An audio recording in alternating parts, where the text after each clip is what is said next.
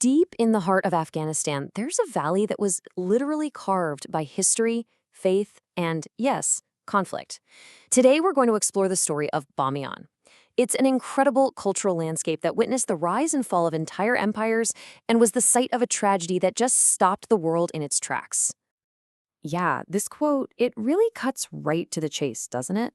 For so many of us, the modern story of Bamiyan actually begins with an ending. It begins with this act of destruction, an act so profound it sent shockwaves across the entire globe. But what exactly was lost? And why did it matter so much? So, to really get a handle on the legacy of Bamiyan, we've got to start right there, at that one moment that completely defines its recent history. A moment of, well, just profound and deliberate loss. Now, you have to understand, this wasn't an accident. This wasn't the slow decay of time. No, this was an intentional act. For centuries, centuries, these statues stood like silent guardians over the valley, and their destruction was a violent erasing of history, broadcast for the whole world to see. It immediately became this international symbol of cultural heritage under attack. And the sheer scale of what was lost it's just staggering. We're talking about figures that were 55 and 38 meters tall. To put that in perspective, that's like an 18-story and a 12-story building, carved directly into a sandstone cliff face. So you see, these weren't just statues. They were absolute architectural marvels that completely dominated the entire landscape. So why was their destruction such a monumental loss? Well, it's because these Buddhas weren't just some isolated sculptures. They were the most visible symbols of a valley that was, for over 1,000 years, one of the most vibrant cultural crossroads on Earth. Just look at this timeline. It reveals a story that stretches all the way from the 3rd century, with the arrival of Buddhist monks, through its establishment as a major settlement in the 6th century, and all the way into the Islamic period from the 10th century onwards. We are looking at a full millennium of continuous, rich history.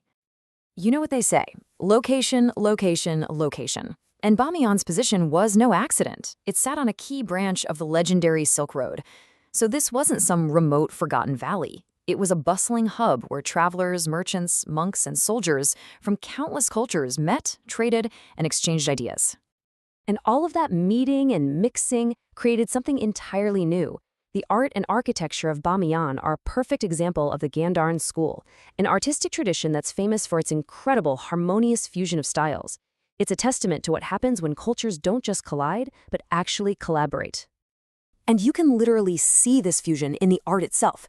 Just imagine, you've got the graceful postures of Indian art, the classical realistic drapery of Hellenistic sculpture, and the rich decorative patterns of Sasanian Persia. All of these completely distinct traditions merged right here in the heart of Central Asia to create the unique artistic language of Bamiyan.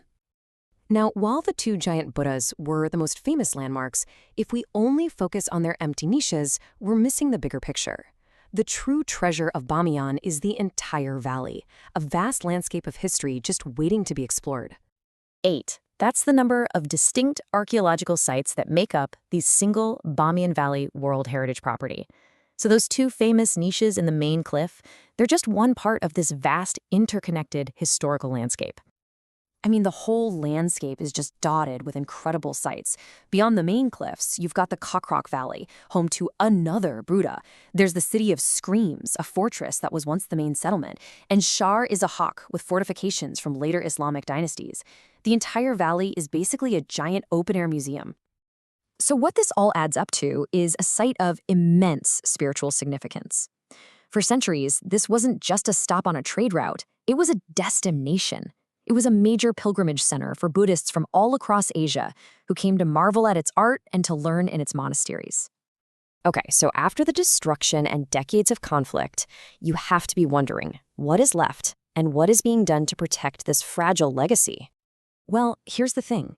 Despite the devastating loss of the 2 colossal statues, the fundamental value of the site, the hundreds of caves, the paintings, the fortresses, and the overall landscape, it all remains. The story of Bamiyan is definitely not over. And you know what? There are serious efforts underway to protect what's left. The site is legally protected under Afghan law, it's public property, and there is dedicated security right there on the ground, from local guards all the way to a specialized police unit, all tasked with safeguarding this global treasure. A major international effort led by UNESCO is also underway. Its first phase is all about stabilizing those fragile cliffs. The second involves collecting and preserving every single surviving fragment. And the third, which is maybe the most critical, is the dangerous work of demining the area to make it safe for researchers and, hopefully, future visitors. So all of this brings us to the future. With the site getting more secure and preservation work underway, what does the next chapter for the Bamiyan Valley look like? The vision is long-term, for sure. A comprehensive management plan is being developed to balance crucial conservation with new archaeological exploration and, eventually, sustainable tourism. The goal is to once again allow the world to experience this incredible history while making sure it's protected for generations to come. And there is reason for some cautious optimism. As far back as 2011, experts noted that with continued progress, Bamiyan could actually be removed from the list of endangered sites. Now, while huge challenges certainly remain, this shows that the dedicated efforts to protect the valley have been making a real, tangible difference. Which leaves us with this final thought. The story of Bamiyan really forces us to ask a difficult question. When the most iconic symbols of a place are erased, what's the best way to honor that memory? Is it through the careful preservation of what remains, through new technology, or is it through the stories we continue to tell? The echoes in the stone might be silent, but the conversation about their meaning is more alive than ever.